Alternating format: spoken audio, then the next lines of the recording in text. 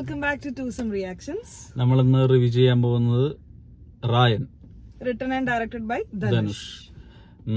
Cinema ഒരു അടിപൊളി സിനിമയായിട്ടാണ് തോന്നിയത്. ഒരു നല്ല ക്ലാസ് സിനിമ, എല്ലാം കൊണ്ടും നല്ല നിലവാരമുള്ള, ഭയങ്കര എല്ലാം മിക്സ് ചെയ്തിട്ട് കൊമേഴ്ഷ്യൽ ആയിട്ടുള്ള എലമെന്റ്സും എല്ലാ തരത്തിലുള്ള പരിപാടികളും എന്നാണ് ഫസ്റ്റത്തെ പോസിറ്റീവ് പറയാനുള്ളത്.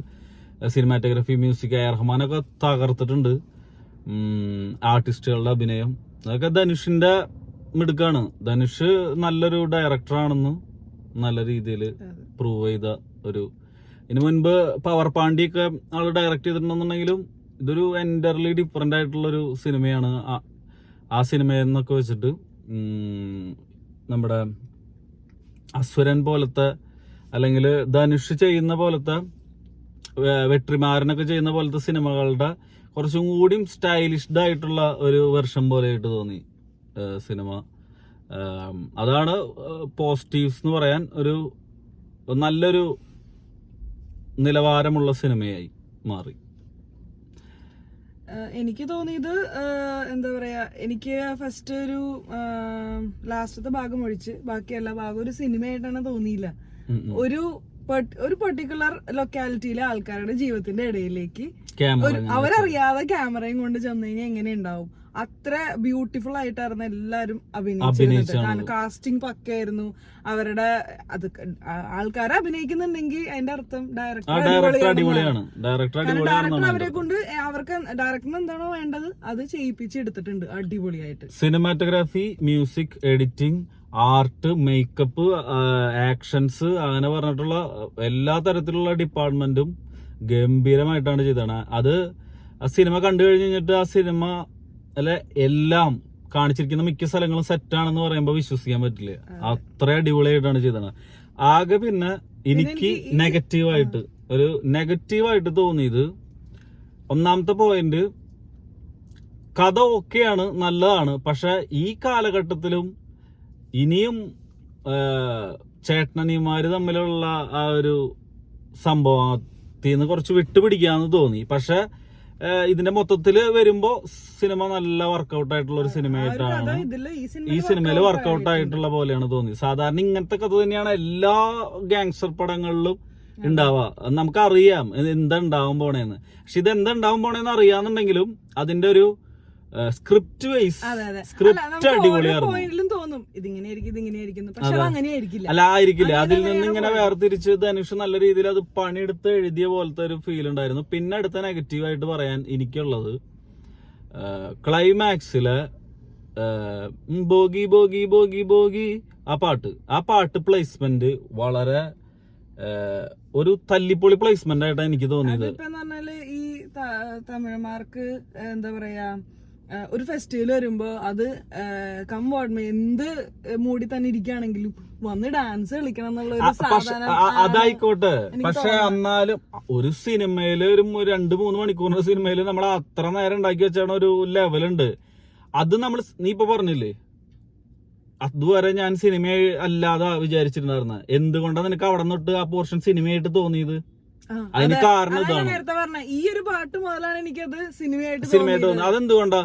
അത്രയും ക്രൂഷ്യലായിട്ട് മാനസിക സംഘർഷങ്ങളും മനുഷ്യന്റെ മനസ്സുകൾ തമ്മിലുള്ള പകപോക്കലുകൾ അല്ലെങ്കിൽ റിവെഞ്ച്, എല്ലാ പരിപാടികളും കൊണ്ടുവന്ന് നമ്മള് ആ ഒരു സെറ്റ് ഓഫ് മൈൻഡിൽ എല്ലാരും കൂടി ഇരിക്കുന്ന സമയത്ത് ഈ ദേഷ്യപ്പെട്ട ആൾക്കാർ അടുത്ത സെക്കൻഡിൽ എല്ലാരും കൂടിയിട്ട് എന്നിട്ട് ഒരുമിച്ച് പോകി പോകി പോകി എന്ന് പറഞ്ഞിട്ട് ഡാൻസ് കളിക്കുമ്പോ നമുക്ക് ഏതാണ്ട് മംഗളങ്ങൾ വാരിക്കോരി ചൊരിയാ മൂടായി.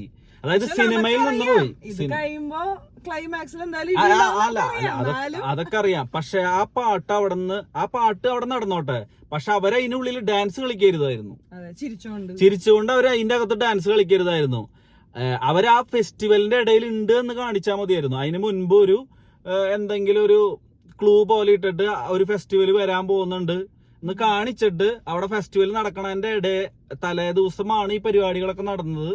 എന്നിട്ട് ആ ഫെസ്റ്റിവലിലേക്ക് എത്തുമ്പോ അവിടെ അതിന്റെ ഇടയിൽ വെച്ചിട്ട് ഒരു സംഭവം ഉണ്ടാവുന്നു, അല്ലെങ്കിൽ ഒരു വഴിത്തിരിവ് ഉണ്ടാവുന്നു കാണിച്ചിരുന്നെങ്കിൽ നന്നായേനെ.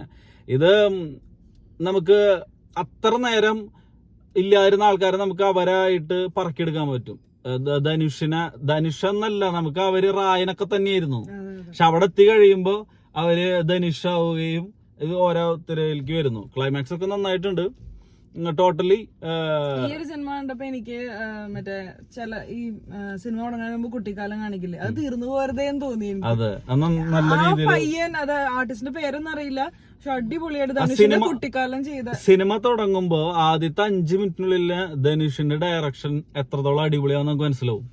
കാരണം അത്ര നന്നായിട്ടാണ് സ്ക്രിപ്റ്റും, നല്ലൊരു സ്ക്രിപ്റ്റ് റൈറ്ററും ആണ് ധനുഷ് എന്നുള്ള എന്റെ ബെസ്റ്റ് ഇതാണ്. ഫസ്റ്റത്തെ ഒരു ആദ്യത്തെ ഒരു ഫസ്റ്റ് തുടങ്ങുമ്പോൾ ഇവര് കുട്ടിക്കാലത്ത് തൊട്ടാണ് തുടങ്ങണത്. അപ്പൊ ആ ഒരു 5-10 മിനിറ്റ് ബ്ലാക്ക് ആൻഡ് വൈറ്റിലാണ് കൊടുത്തത്. അത് നല്ലൊരു സെലക്ഷൻ ആയിട്ട് തോന്നി. നല്ലൊരു സിനിമയിലും ഈ നായകന്റെയും ആൾക്കാരുടെയും പശ്ചാത്തലം അങ്ങനെ എക്സ്പ്ലെയിൻ ചെയ്യാറില്ല, പക്ഷെ ഇത് കറക്റ്റ് ആയിട്ട് അവരെ എവിടെ നിന്ന് വന്നു, അവരുടെ കുടുംബ പശ്ചാത്തലമൊക്കെ ആ ഒരു കുട്ടിക്കാലത്തില് എക്സ്പ്ലെയിൻ ചെയ്തു. അല്ല അതാണ് അത് എനിക്കിപ്പോ ഇവിടെ നിന്നിട്ട് സ്പോയിലറാണ്,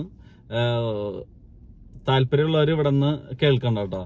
അതായത് ശരിക്കും ഈ സിനിമയുടെ ഒരു 1 ലൈൻ എന്ന് പറഞ്ഞു കഴിഞ്ഞാല്, ചെറുപ്പത്തിലെ അച്ഛനും അമ്മയും നഷ്ടപ്പെട്ട 2 അനിയന്മാരെയും ഒരു അനുജത്തീനെയും കൊണ്ട് നാട് വിടേണ്ടി വരുന്ന ഒരു ചേട്ടൻ. ആ ചേട്ടൻ ജീവിതത്തിന്റെ ഒരു സമയത്ത്, അവരുടെ ജീവിതത്തിന്റെ യാത്രയിലെ ഒരു സമയത്ത് ഈ 2 അനുജന്മാരെയും കൊല്ലേണ്ടി വരാണ്. അതാണ് ആ സിനിമയുടെ ഒരു 1 ലൈൻ എന്ന് പറഞ്ഞ ഒരു സംഭവം. അതായത് സംരക്ഷിക്കപ്പെടേണ്ട അല്ലെങ്കിൽ രക്ഷകനായിരുന്ന ചേട്ടൻ ജീവിതത്തിന്റെ ഒരു രംഗത്തില്, ഒരു സീനില്, ജീവിതം എന്ന ഒരു സിനിമയുടെ ഒരു സീനില് ഈ 2 പേരെയും കൊല്ലേണ്ട ഒരു അവസ്ഥയിലേക്ക് എത്തുന്നു. അപ്പം അതാണ് അതിന്റെ ഒരു 1 ലൈൻ അല്ലെങ്കിൽ ഒരു സിനോപ്സിസ് എന്ന് പറഞ്ഞ ഒരു പരിപാടി. അപ്പൊ അങ്ങനെ വരുമ്പോ ആ തുടക്കത്തിൽ ചെറുപ്പത്തിനെ കാണിക്കാൻ പറ്റൂ. ആ പ്രത്യേകതയുണ്ട്. അവര് ഫസ്റ്റ് സിനിമ തുടങ്ങുമ്പോ തന്നെ ആ വണ്ടിയിൽ അവര് യാത്രകൾ, അവരുടെ ജീവിതം ആരംഭിക്കുന്നു. രണ്ടാമത്തെ ഒരു സെക്കൻഡ് എപ്പിസോഡാണ് ഇനി അവരുടെ ലൈഫിൽ വീണ്ടും തുടങ്ങാൻ പോണ. അത് വീണ്ടും ആ യാത്ര വീണ്ടും ആരംഭിക്കുകയാണ്. പ്രകാശ് രാജ് എല്ലാരും നന്നായിട്ട്, ജെ സൂര്യ, അത് ധനുഷിന് ഈ സെൽവരാഘവൻ അടിപൊളിയായിട്ട് അഭിനയിച്ചിട്ടുണ്ട്, നല്ല രീതിയിൽ ചെയ്തിട്ടുണ്ട്. ഈ ചേട്ടൻ എന്ന് പറഞ്ഞ ധനുഷിന്റെ ചേട്ടനല്ലേ ഡയറക്ടർ സെൽവരാഘവൻ. അപ്പൊ ഇവരൊക്കെ നന്നായിട്ട് ചെയ്തിട്ടുണ്ട്. അപ്പം എല്ലാരും പറ്റുന്നവരൊക്കെ തിയേറ്ററിൽ പോയിട്ട് സിനിമ കാണാം. നല്ലൊരു എക്സ്പീരിയൻസ് ആയിരിക്കും. മേറമാന്റെ മ്യൂസിക് ഒക്കെ വേറെ ലെവലായിട്ടുണ്ട്. അപ്പൊ എല്ലാവർക്കും അടുത്തൊരു റിവ്യൂ പറയാൻ വരുന്നത് വരെ ബൈ ബൈ. അപ്പൊ എല്ലാരും വീഡിയോ ഇഷ്ടമെങ്കിൽ ലൈക്ക് ചെയ്യുക, സബ്സ്ക്രൈബ് ചെയ്യുക. സബ്സ്ക്രൈബേഴ്സ് കൂടി വരുന്നുണ്ട്, അതറിഞ്ഞാൽ സന്തോഷം. പതുക്കെ ഞങ്ങളുടെ ചാനലും ഒരു ഹിറ്റ് ആയി മാറും.